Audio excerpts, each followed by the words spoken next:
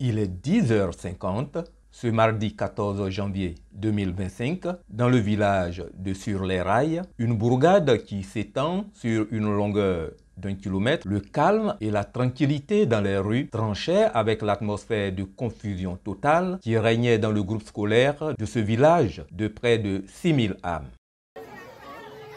Dans ce chaos, un homme de Dieu, Zouma François, alerté, est arrivé de l'église catholique du village avec dans les mains une croix et une bouteille d'eau bénite. Passant d'une fille à l'autre, il leur appose la main et prie pour, selon lui, les délivrer d'un mauvais esprit qui serait la cause des malaises de ses enfants. Cela semble marcher pour des victimes qui ont retrouvé leur esprit à la suite des prières et incantations de M. Zouma. Des parents d'élèves ont préféré conduire leurs enfants au dispensaire du village, comme ce fut le cas la première fois jeudi 9 janvier. Pour la situation du mardi 14 janvier, seulement 2 fillettes sur la dizaine de victimes ont été envoyées au dispensaire par leurs parents. La majorité a bénéficié de séances de prière et de délivrance à l'école et à l'église. Vraiment le constat d'aujourd'hui est amer.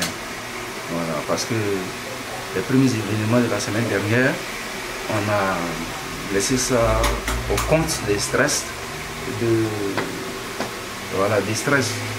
Aujourd'hui, à partir de 10 heures, il faut dire que quand les événements ont repris, c'est-à-dire quand les enfants ont commencé à tomber en transe, tout le monde était sous le choc. Le directeur d'une des écoles du groupe scolaire, Nyaoré Noël, a déploré cette situation qui a conduit les responsables, avec l'accord de leur hiérarchie, de fermer temporairement le groupe scolaire jusqu'au jeudi 16 janvier, le temps d'explorer les voies de solution. Nous-mêmes, c'est l'inquiétude aussi, mais nous qui sommes enseignants, que pouvons-nous faire? Nous, on ne peut qu'appeler les gens au calme, les parents au calme, et espérer que quelque chose, les choses aillent mieux. Donc actuellement, les chefs étaient là.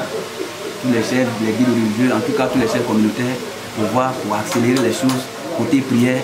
Et puis bon, c'est un SOS à tout le monde pour voir comment qui peut nous aider. L'évolution rassurante de la situation a mis tout le monde en confiance au village jusqu'à la reprise des malaises des jeunes écolières mardi 14 janvier à 10 h, suscitant la colère chez certains parents d'élèves, dont Dame Djouesso Martine, belle-fille du fondateur du village et de l'école. Sa fille s'est évanouie dans l'après-midi du jeudi 9 janvier et à nouveau ce mardi 14 janvier. Trop, c'est trop! Trop, c'est trop!